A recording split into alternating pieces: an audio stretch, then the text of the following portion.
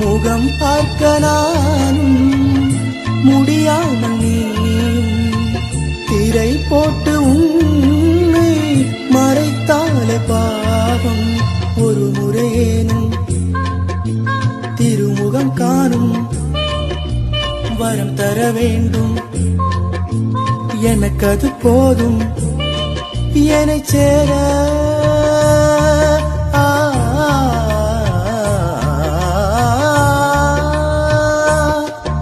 என்னை சேர எதிர்பார்த்து முன்னம் 7 ஜென்மம் ஏங்கினேன்.